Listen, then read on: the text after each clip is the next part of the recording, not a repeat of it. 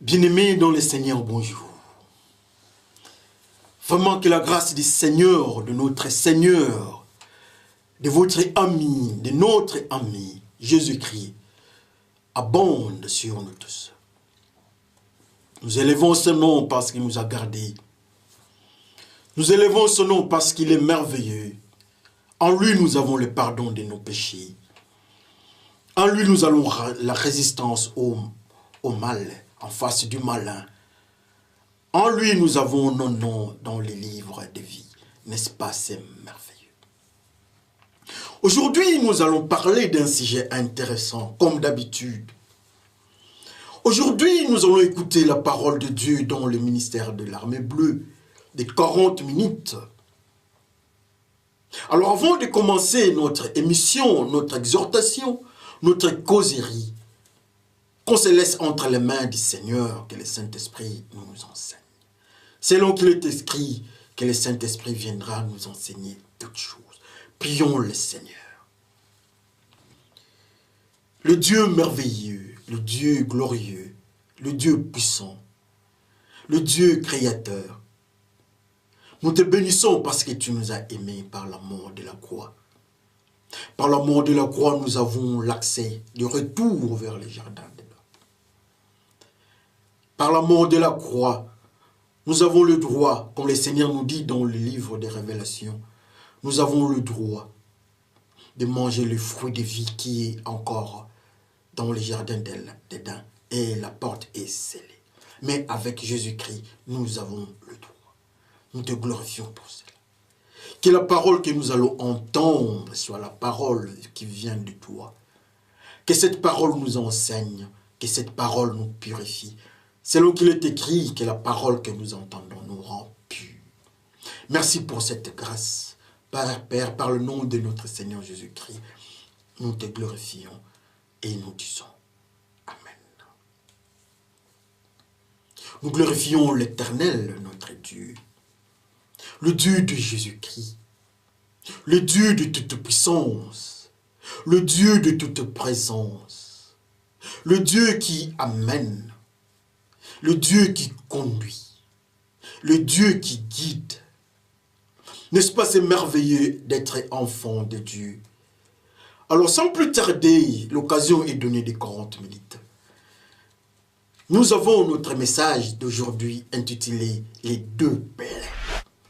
Alors, le premier lecture que nous allons faire, dans la première lecture, bien, le premier texte, c'est dans le livre, dans l'évangile de Luc, Luc 22, du 50 jusqu'au 51e verset. C'est 22e chapitre de l'évangile de Luc, à son 50e verset jusqu'au 51e. Lisons par le nom de notre Seigneur Jésus-Christ. L'un d'eux frappe le serviteur du grand prêtre et il lui coupe l'oreille droite.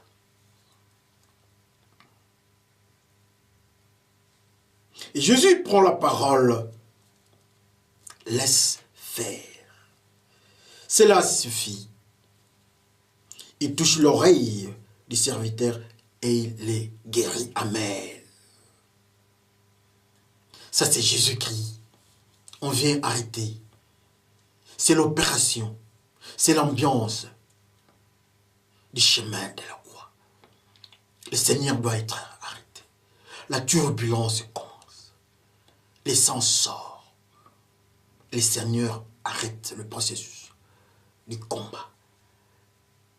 Et le Seigneur guérit les blessés. Amen. Notre deuxième texte, notre deuxième lecture, c'est dans le livre, dans l'évangile de Jean. Jean, dans son 19e chapitre, du 33e jusqu'au 34e verset. Jean 19, 33 jusqu'au 34e verset. Lisons par le nom de notre ami Jésus-Christ. Amen. Quand ils arrivent auprès de Jésus, ils voient qu'il est déjà mort. Alors, ils ne lui cassent pas les jambes, Mais un des soldats perce le côté de Jésus-Christ avec sa lance.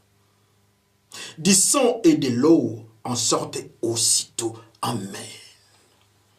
Du sang et de l'eau en sortent aussitôt. C'est intéressant. On se retrouve dans les deux antipodes. On vient arrêter le Seigneur. Et de l'autre côté, on est en train déjà de voir le Seigneur ne plus en vie. Amen. Qu'est-ce qui s'était passé au juste? C'est intéressant de voir que le Seigneur, qui était pendant la journée, qui était avec eux toute la journée, il causait avec eux, il discutait avec eux. De jour en jour, 2 mois, ils étaient ensemble. Ils ont tendu des pièges, mais pour arrêter le Seigneur, ils viennent de la nuit. Le grand prêtre avait ses serviteurs. Mais alors, dans cette ambiance-là, dans cette agitation, Pierre prend l'épée, il coupe l'oreille du serviteur du grand prêtre. L'oreille est tombée. Son nom, c'est Malchus. Son nom est Malchus et son oreille est tombée. Il vient de perdre l'oreille. Alléluia. Le Seigneur n'est pas content du comportement. Il dit non, ça ne doit pas se passer ainsi. Je dois aller à la croix. Laissez les pierres, ne soient pas coupables. Le Seigneur prend l'oreille coupée, il remet ça en place. Alléluia. Je crois que c'était une stupéfaction. Mais comme ils avaient un cœur dur, ils étaient décidés à faire le mal. Le Seigneur doit aller à la croix. Malgré ces miracles, ils ont décidé de continuer leur volonté d'amener le Seigneur jusqu'au bout, donc à la mort. Alors l'autre texte nous parle du Seigneur qui est déjà à la croix. Le Seigneur est à la croix. Mais malheureusement, le Seigneur n'est pas à la croix en train de parler. Le Seigneur est mort. C'est le corps mort du Seigneur à la croix. À côté de lui, de chaque côté, il y avait un voleur. Donc il avait 2 voleurs. L'un à gauche, l'autre à droite. Quand les soldats sont venus, ils ont constaté que les 2 voleurs étaient en vie. Ils ont cassé leurs pieds. Mais ils sont venus du côté du Seigneur, donc au milieu. Avec stupéfaction, les soldats remarquent que non, le Seigneur avait rendu l'âme. Combien de minutes après ils sont venus? Je ne sais pas. Mais le Seigneur n'était plus là, c'était un corps sans vie. Alléluia. Et les soldats se décident. Les soldats prennent des positions. Un de leurs prend la lance, donc sa lance.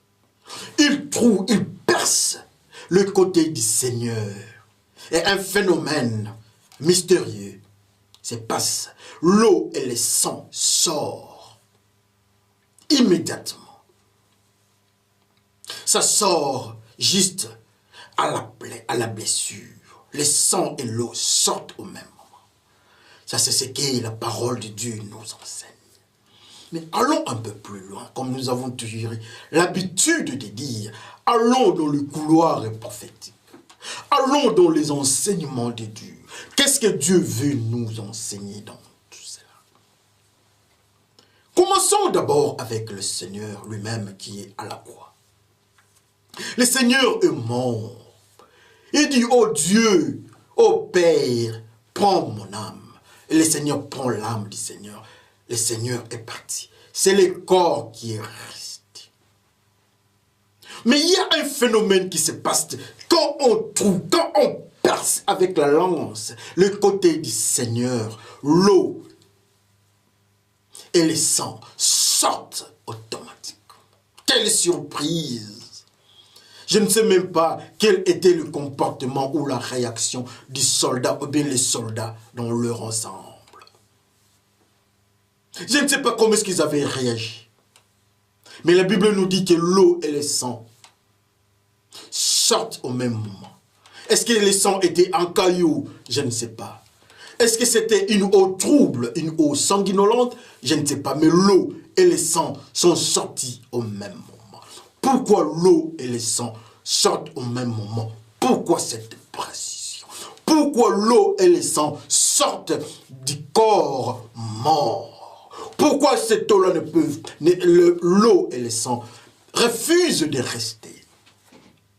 Pourquoi le Seigneur permet à ce qu'on perce les côtés? Et pourquoi le Seigneur accepte ou bien autorise que l'eau et le sang sortent? Qu'est-ce qu'il nous enseigne?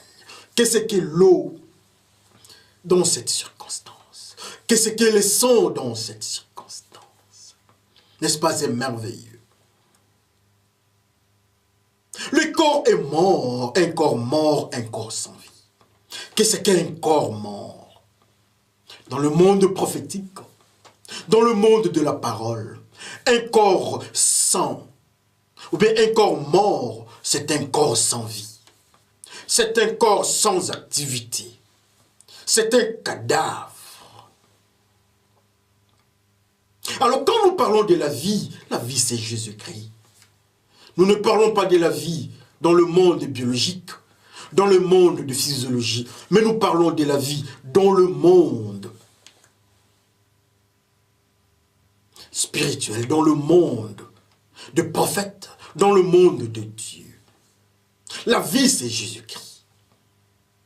Mais Dieu, rentrons un peu quelque part, les amis. Nous sommes en train de mettre des bases dans notre exhortation et enseignement. Dieu est en conflit avec le gens de la génération de Noé. Il dit, j'ai détruit et il a détruit. Alors quand il a fait l'alliance, quand il a conclu l'alliance avec Noé, il dit, je vous autorise de manger la viande.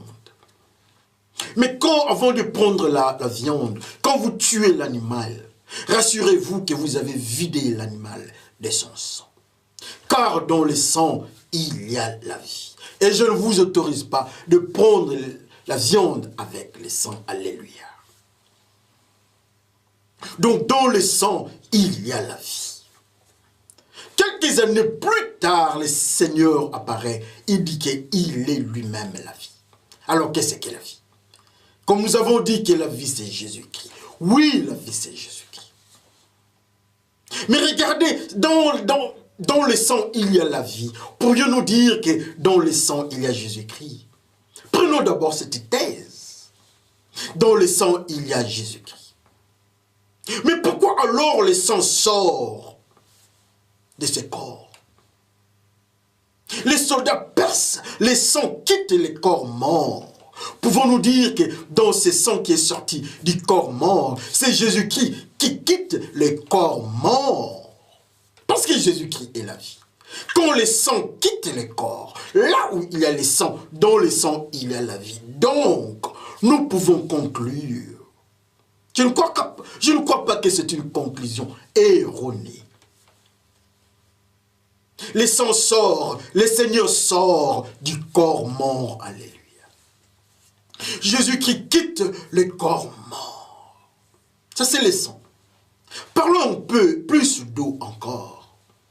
Comme nous avons toujours dit, sur le plan biologique, la formule des eaux, c'est H2O. Tout le monde connaît ça. Mais pour le moment, nous ne parlons pas de ça. Nous sommes dans le monde prophétique. Nous sommes dans le monde de la Bible. Qu'est-ce qu'est l'eau? L'eau, c'est Jésus-Christ qui dit qu'il est l'eau vive. Il donne la vie. Il est lui-même la vie. Alors, dans l'activité qui se passe dans le corps de l'homme, il y a la vie. S'il n'y a pas de vie, c'est un corps mort. Alors, comme nous constatons que le corps est mort, c'est que même l'eau vive ne peut plus rester là-bas. Parce que l'eau vive, c'est Jésus-Christ. Oui, c'est vrai. L'eau vive, c'est Jésus-Christ. Et voilà Jésus-Christ quitte le corps mort. Voilà Jésus-Christ quitte les cadavres. Ça, c'est la plaie. La première plaie. La blessure faite par le soldat. Souvenez-vous, nous avons dit que nous avons intitulé notre message « Les deux plaies ». Alors dans cet environnement, qu'est-ce que Dieu nous enseigne? Oui, le Seigneur nous enseigne quelque chose. Oui, le Seigneur est en train de nous révéler que le Seigneur, le roi des rois, Jésus-Christ qui est la vie, ne peut jamais habiter dans un corps mort. Jésus-Christ qui est l'eau vive ne peut pas habiter dans un corps qui est mort. Et voilà le corps du Seigneur lui-même est en train de perdre l'eau vive et en train de perdre la vie, le sang qui a Jésus-Christ. Mais alors nous autres, la Bible nous dit que le péché amène la mort. Le salaire du péché, c'est la mort. Donc tous ceux qui sont dans le péché, spirituellement dans le monde prophétique, ils sont appelés morts, ils sont appelés cadavres. Nous pouvons marcher. Nous pouvons faire tout ce que nous pouvons faire en tant qu'humains. Mais dans le monde prophétique, dans le monde spirituel, on nous appelle, on nous dit que nous sommes cadavres, nous sommes morts, nous qui sommes pécheurs, nous sommes morts. Qu'est-ce qu'un pécheur? Un pécheur, c'est quelqu'un qui s'est révolté, c'est un désobéissant. Il dit non à Dieu. Alors quand nous disons non à Dieu, quand nous nous rébellons au-devant de Dieu, la suite, la conséquence directe, c'est la mort spirituelle.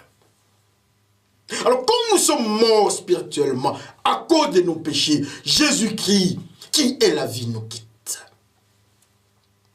Jésus-Christ, qui est l'eau vive, nous quitte. Malgré tout ce que nous pouvons signifier sur le plan vie normale, malgré tout ce que nous pouvons faire en tant qu'humains marchants, en activité, mais dans le monde spirituel, quand nous sommes un pécheur, quand nous sommes désobéissants, nous sommes morts. Même la Bible nous confirme que le salaire du péché, c'est la mort. Oh, tous ceux qui habitent dans le péché, le Seigneur nous donne cette prophétie. Le Seigneur nous dit que tout celui qui va suivre les chemins du péché, comme le péché amène la mort. Donc tout celui qui est mort, tout celui qui est dans le péché, l'eau vive qui est Jésus-Christ, n'habite jamais, plus jamais en lui. Tout celui qui est dans le péché, tout celui qui est dans la désobéissance, Jésus-Christ qui est la vie dans le sang doit quitter ce corps-là. Ça, c'est l'enseignement que Dieu nous enseigne, qui nous donne. C'est l'enseignement que Dieu nous donne dans cette circonstance. Oh, le corps de notre Seigneur. C'est un corps sans vie. C'est un cadavre, le cadavre de notre Seigneur Jésus-Christ. Jésus-Christ, la vie quitte le cadavre de notre Seigneur. À plus forte raison, nous autres. Le Seigneur nous dit que ça c'est mon cadavre. Moi je suis Jésus-Christ le Seigneur. Mais le corps ici a pris le péché des humains. Le corps ici a pris le péché de tout le monde sur cette terre. Comme conséquence, ce corps doit mourir. Et voilà, le Seigneur meurt à la croix.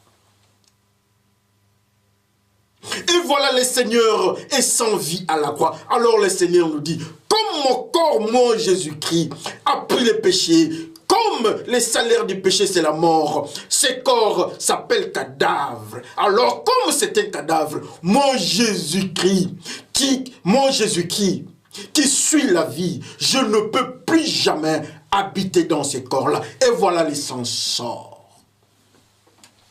L'eau vive qui doit rester là où il y a la vie qui est Jésus-Christ. Mais au moment où le corps de notre Seigneur, c'est un corps de péché. Comme il y a le péché, il y a la mort. Le Seigneur dit, l'eau vive dit, dans ces corps, dans les cadavres de Jésus-Christ, moi, l'eau vive, je ne peux pas habiter là-bas. Oh, le corps de notre Seigneur est un cadavre. Et Jésus-Christ refuse. Jésus-Christ refuse d'habiter dans son cadavre. Mais si lui, il refuse d'habiter dans son cadavre, alors nous autres, nous qui sommes dans le péché, comment est-ce que nous pouvons nous taper à la poitrine est-ce que nous pouvons nous faire des assurances? Comment est-ce que nous pouvons penser au miracle? Il n'y a pas de miracle. Pour lui-même, avec son corps en état cadavérique, le Seigneur, l'eau vive quitte ce corps-là. La vie quitte avec le sang. Son propre corps. Mais alors nous autres frères et sœurs, est-ce que nous ne pouvons pas raisonner deux fois? Est-ce que nous ne pouvons pas tourner notre tête? Le Seigneur refuse le corps des pécheurs. Un corps d'un pécheur, c'est un corps mort. Celui qui vit dans le péché, il est mort spirituellement. Alors quand on est mort spirituellement, malgré les prières, malgré les jeûnes, malgré les prédications, oui, il y a des pasteurs qui sont morts spirituellement. Il y a des frères évangélistes, prophètes qui sont morts spirituellement. Souvenez-vous du vieux prophète qui dit que non, l'ange est venu me dire, mais qu'est-ce qui sort de lui? C'est le mensonge. Oui, c'est l'ange du mensonge. C'est le diable qui lui parle. En lui, il y avait le diable. C'était la mort. Mais c'était un prophète, un vieux prophète. Combien aujourd'hui, nous sommes en train de vivre avec des frères, avec des sœurs, avec des évangélistes, avec des pasteurs, des bergers, dans des groupes de prière, dans des congrégations. Mais nous nous rendons compte que nous sommes morts. Spirituellement, nous sommes dans une zone cadavérique. Comme conséquence, l'eau vive quitte nos corps. Quel malheur! Jésus qui quitte, le sang sort. Et Jésus qui est dans le sang, la vie qui est dans le sang, quitte la zone cadavérique. Qui est cadavre? Un cadavre, c'est celui qui a désobéi à Dieu. Son nom, c'est un cadavre. Celui qui habite, qui reste, qui respire les péchés, il est cadavre. Qu'on le veuille ou pas, le Seigneur est en train de nous enseigner le premier message dans cette plaie. La plaie causée par les soldats. Plouf! Le sang est sorti du corps sans vie du Seigneur. Le sang sort du cadavre. Le sang qui sort avec Jésus-Christ. Plouf, la lance, c'est l'eau vive qui sort du corps en état cadavérique. Mais alors vous autres, vous êtes en quel état? Frères et sœurs, qu'on voie la prophétie que ce corps est en train de nous donner. Aujourd'hui, nous sommes en train de pécher. Aujourd'hui, nous sommes en train de voyager. Aujourd'hui, nous sommes en train de prier, gêner. Ça, c'est une bonne chose. Aujourd'hui, nous sommes dans des églises. Aujourd'hui, nous sommes responsables. Ça, c'est une très bonne chose. Mais le Seigneur nous dit, le corps d'un pécheur, c'est un corps en état cadavérique. C'est un corps, c'est un cadavre. Et l'eau vive que Jésus-Christ ne peut jamais habiter. Le Seigneur doit sortir. Et voilà, le Seigneur sort sous forme d'eau vive. Alléluia.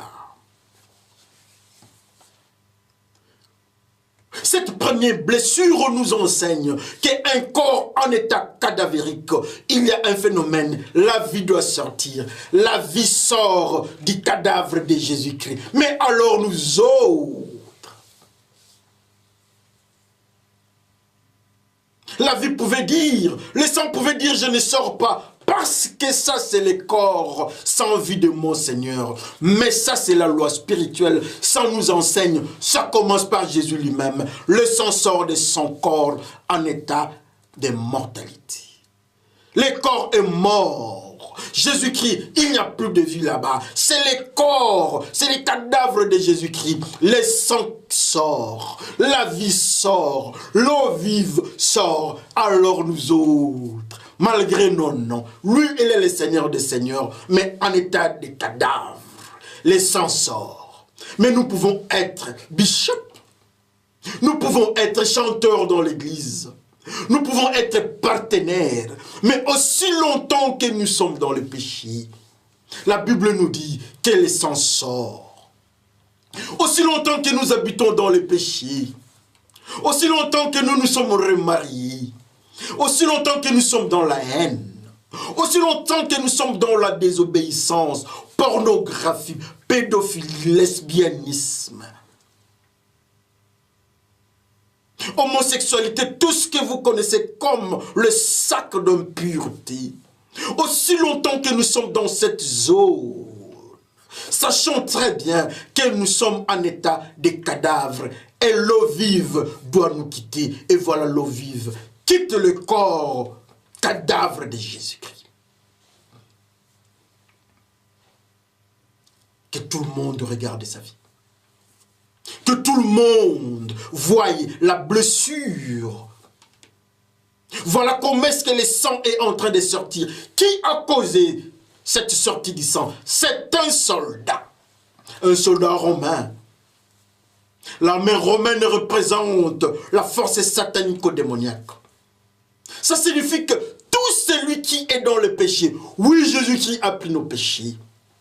Comme il a pris nos péchés, le soldat du monde qui représente les démons avait le pouvoir et ont eu le pouvoir sur lui. Si nous habitons dans le péché, le démon a le pouvoir sur le pécheur. Comme conséquence, ils ont pris la lance, ils ont troué le corps du pécheur, Jésus-Christ, un pécheur. Jésus-Christ, avec nos péchés, il est devenu pécheur. Alors les démons ont le pouvoir de toucher son corps. Ils savaient, quand ils ont touché le corps, ils savaient très bien que non, il y aura la mort. Ça signifie que quand nous sommes dans le péché, quand nous habitons dans le péché, les démons ont le pouvoir sur nous. Mais alors, quelle serait la conséquence? Quand les démons viennent sur nous, ils mettent quelque chose, il y a un phénomène. Jésus-Christ sort. Les démons savent très bien cela. Un corps mort, Jésus-Christ n'habite plus. Alors ils viennent avec la lance. Et Jésus-Christ, l'eau vive n'a pas résisté. L'eau vive est sortie. Le sang est sorti du corps d'un cadavre. Du corps d'un mort. Un cadavre ne peut pas bouger. Et voilà, le sang sort. Combien de fois nous sommes appelés cadavres? Quel malheur. Voilà encore la deuxième aventure. La guerre entre ceux qui doivent arrêter les seigneurs et ceux qui sont du côté du Seigneur. Pierre prend le couteau, prend son épée, il coupe l'oreille du serviteur du grand prêtre. Quel malheur! Et voilà, le sang est en train de sortir. Ça, c'est la deuxième plaie. Mais un phénomène qui se passe, le Seigneur, au lieu de laisser voir le mort agir, le Seigneur prend l'oreille, il le remet en place, ou encore, il arrête l'hémorragie. Qu'est-ce qu'il nous enseigne? Qui est blessé? Les serviteurs du grand prêtre. Jésus-Christ, qui est la vie, n'autorise pas à ce que le sang quitte le serviteur du grand prêtre. Qui est le grand prêtre dans le monde spirituel? Le grand prêtre, c'est Jésus-Christ lui-même, selon l'ordre de Melchisedec. Alors, si nous sommes les serviteurs de Jésus-Christ, Jésus-Christ nous dit que le sang ne peut jamais nous quitter. Le sang va rester, le sang doit habiter dans le corps de serviteurs de Jésus-Christ. Et comme conséquence, il referme et le sang ne sort plus jamais. Alléluia. Jésus-Christ nous enseigne que si nous sommes dans le service des sacerdoces, parce qu'il travaille avec les grands prêtres, c'est être dans le service des sacerdoces. Si nous sommes serviteurs réellement de Jésus-Christ, si nous sommes des serviteurs en vérité du grand prêtre qui est Jésus-Christ, alors le sang qui a la vie, qui est Jésus-Christ, va habiter dans nous. Mais de l'autre côté, un corps mort, un corps d'un pécheur. Le sang n'habite pas le corps d'un pécheur, le sang quitte le corps d'un pécheur. Le sang quitte le corps d'un adultère, oh, le sang quitte. L'eau vive quitte l'adultère. Le fornicateur ils sont déshydratés. Il n'y a plus d'eau. Jésus-Christ, l'eau vive, quitte le corps mort des adultères, des remariés, des pasteurs escrocs, des frères escrocs et tout ce qui est la saleté dans l'église. Jésus-Christ quitte. L'eau vive quitte. Mais celui qui est le serviteur du grand prêtre, qui est Jésus-Christ lui-même, Jésus-Christ autorise à ce que le sang habite là-bas. Dans son corps, il est là, Jésus-Christ, dans le corps du serviteur du grand prêtre. Jésus-Christ ne veut pas quitter le serviteur du grand prêtre. Qui est le serviteur du grand prêtre? Comme nous avons dit que Jésus-Christ est le serviteur du grand. Jésus-Christ est le grand prêtre. Donc le serviteur de Jésus-Christ, ce sont ceux qui obéissent aux lois de Jésus-Christ. Ce sont les disciples de Jésus-Christ qui habitent dans la vérité.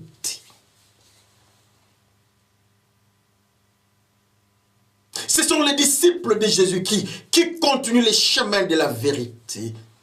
Et Jésus-Christ dit, au moment où nous sommes les serviteurs du grand prêtre, au moment où nous sommes ses serviteurs, le sang doit habiter en nous. Jésus-Christ doit rester en nous. Dieu dit à Adam et Ève, mangez le fruit de vie. Mangez Jésus-Christ. Ils ont refusé. Ils n'ont pas eu la chance de manger Jésus-Christ. Jésus-Christ n'est pas dans Adam et Ève. Mais celui qui est le serviteur du grand prêtre, celui qui est le serviteur de Jésus-Christ, la vie qui n'est pas dans Adam et Ève, mais en lui, le sang avec la vie se trouve en lui. L'eau vive ne sort jamais. L'eau vive est en lui. Les serviteurs du grand prêtre. Jésus-Christ ferme la plaie. C'est la deuxième plaie. Les deux plaies. Notre message. Alors qu'on se voyait, nous sommes de quel côté? Qu'on se voit bien. Qu'on essaie de voir, nous sommes de quel côté? Nous sommes du côté de la croix. Avec un corps mort. Ou bien nous sommes du côté du grand prêtre. Oh, du côté du grand prêtre. C'est là où nous trouvons ceux qui craignent Dieu. C'est là où nous trouvons les Lévites. C'est là où nous trouvons ceux qui sont dans le sacerdoce royal. C'est là où nous trouvons ceux qui obéissent au grand prêtre. Parce que les grands prêtres avaient envoyé ses serviteurs. Et ils ont obéi. Malgré l'ambiance morose, ils avaient obéi. Ils sont partis. Comme conséquence, Jésus-Christ nous enseigne.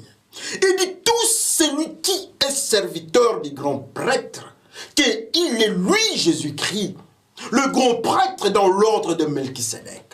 Tout celui qui est son serviteur, Jésus-Christ, le sang de l'agneau habitera en lui. La vie habitera en lui. L'eau vive habitera en lui. Il sera source d'eau vive pour les autres. Parce que Jésus-Christ n'autorise pas à ce que le sang se vide. Jésus-Christ n'autorise pas à ce que le corps de cet homme se vide de son sang. Mais il arrête l'hémorragie. Il fait l'hémostase. Le sang ne sort plus. Le message prophétique est que tout celui qui est serviteur du grand prêtre a le droit de garder le sang en lui. A le droit de garder le sang. Et dans le sang, il y a la vie. Et la vie, c'est Jésus-Christ. N'est-ce pas, c'est merveilleux? C'est pour cela la Bible nous dit que nous sommes les temples du Saint-Esprit. Jésus-Christ et le Saint-Esprit font un. Alors si nous sommes serviteurs du grand prêtre, nous faisons les temples. Alors l'eau vive est là. Jésus-Christ est là. Le Saint-Esprit est là. N'est-ce pas, c'est merveilleux pour continuer sa vie dans le service sacerdotal. Combien aujourd'hui dans la maison de Dieu, nous sommes dans la complaisance. Combien aujourd'hui nous nous tapons à la poitrine à cause des noms et titres qu'on nous a donnés. Combien aujourd'hui nous ne pouvons pas voir que le corps sans vie, les cadavres de Jésus-Christ, du roi des rois, des seigneurs des seigneurs, les cadavres d'un pécheur, Jésus-Christ, un pécheur, il prend nos péchés, son cadavre n'a plus le droit de garder le sang qui a la vie. Mais si les cadavres du grand prêtre, si les cadavres de Tout-Puissant n'a pas le droit de garder Jésus-Christ, alors nous autres, qui sommes-nous? Que chacun regarde sa vie. Frères et sœurs, est-ce que nous pouvons comprendre le double? Le soldat qui représente un démon a le pouvoir de toucher Jésus-Christ. Parce que Jésus-Christ est mort, il a pris la malédiction, il est parti là-bas, un maudit. Jésus-Christ est parti à la croix, un pécheur. Alors les démons ont le droit de toucher un pécheur.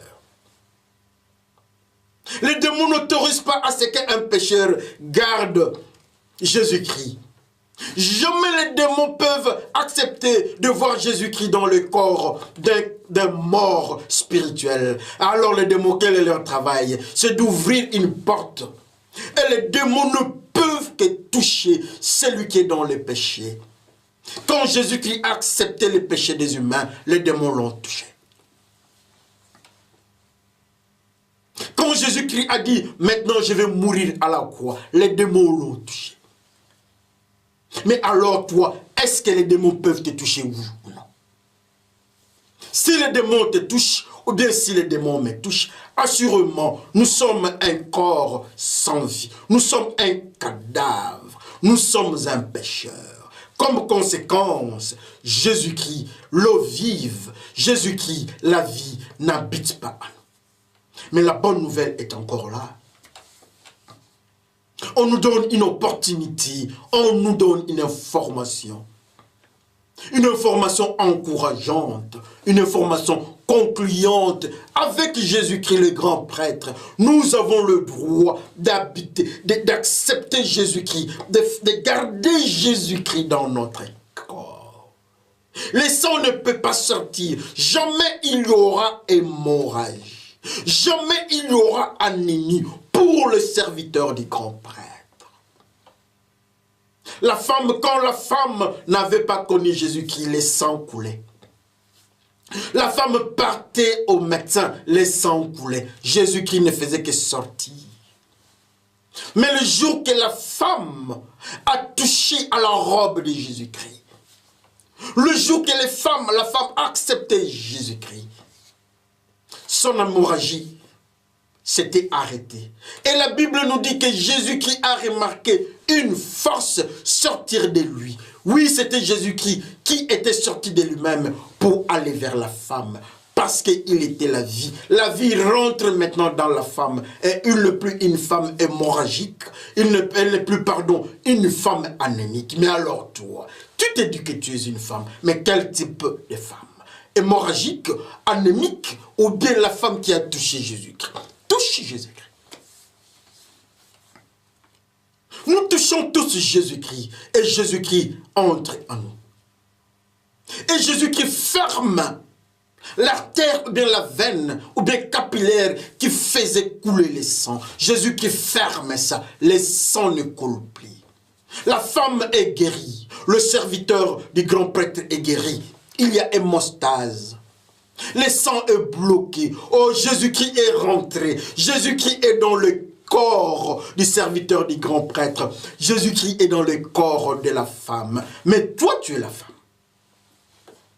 Jésus-Christ te dit, il y a encore une occasion. Jésus-Christ te dit, il y a encore de l'espace pour toi. Tiens seulement la robe de la pureté. Dès que tu touches à sa robe, dès que tu acceptes la pureté, Jésus-Christ va entrer en toi. La vie va entrer en toi. L'eau vive va entrer en nous. Et nous serons purs. Et nous serons en vie. Ça sera notre droit de garder Jésus-Christ en nous. Ça sera notre droit d'être appelé les temples de Dieu. Mais le corps sans vie, le corps en état de cadavre du Seigneur Jésus-Christ n'avait plus le droit, plus jamais le droit de garder le sang, ou bien la vie, ou bien l'eau vive. Mais pourquoi nous devons nous taper à la poitrine? Pourquoi nous avons des noms au moment où nous sommes des cadavres? Pourquoi nous gênons au moment où nous sommes des cadavres? Pourquoi nous prions même la prière d'un pécheur? Dieu dit, c'est une abomination. C'est la prière d'un cadavre. Dieu n'est pas un Dieu des morts. Mais nous aimons Jésus-Christ, il nous parle. Il nous dit qu'avec le principe de Melchisédek, il est le prêtre, il est le grand prêtre. D'éternité en éternité. Donc, il est toujours là et il restera là. Ça signifie qu'il n'y a pas de retard. Il est toujours là, il est alpha, il est oméga. Il cherche des serviteurs. Aujourd'hui, le message. Aujourd'hui, Jésus-Christ frappe à la porte. Il veut que tu sois son serviteur. Ne sois pas dans la première plaie du corps de Jésus-Christ le péché, mais sois dans la deuxième plaie du corps du serviteur du grand prêtre. Quand nous sommes serviteurs du grand prêtre, nous avons le droit de loger Jésus-Christ, d'accommoder Jésus-Christ, d'accommoder le sang de l'agneau, d'accommoder l'eau vive dans notre corps. Et nous sommes dans le service de Dieu, d'éternité en éternité. N'est-ce pas, c'est merveilleux? Que chacun regarde sa vie. Que chacun regarde sa vie.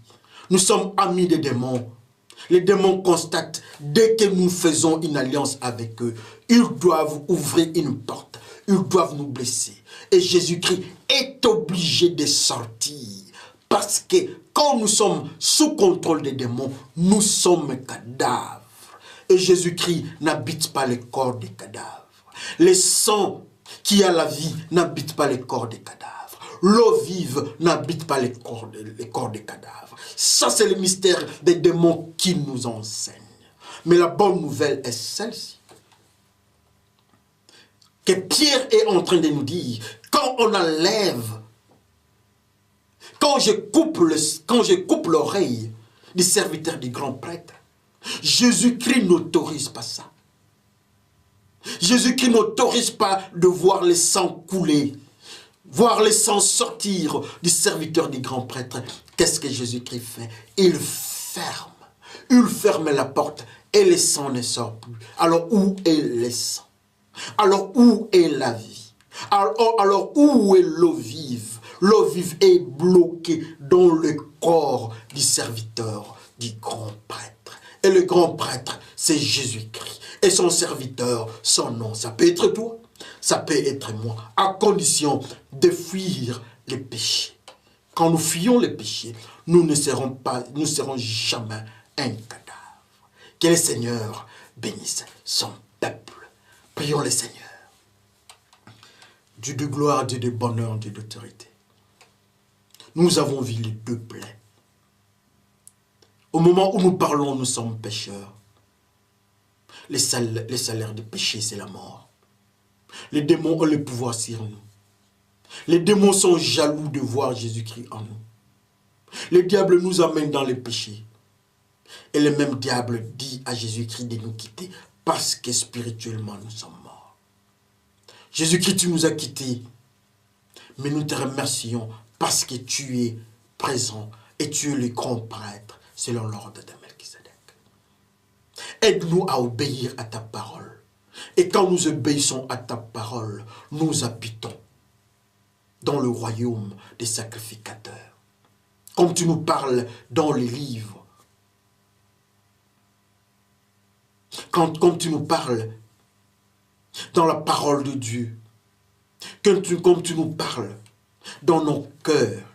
Que nous sommes des serviteurs du Dieu Tout-Puissant. Merci pour la grâce que tu nous as faite. En toi, nous avons la vie. En toi, nous avons la source d'eau vive. Merci de tout ce que tu nous as dit. Seigneur, je te laisse mes frères et sœurs qui ont entendu et qui entendent cette parole. Que tu les aides à quitter le monde de la zone cadavérique pour être dans le service sacerdotal du grand prêtre. C'est à cet instant-là que nous aurons la vie et la vie en abondance. Par le nom de Jésus-Christ, Père, nous te glorifions.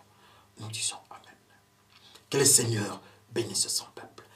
Merci. À la prochaine.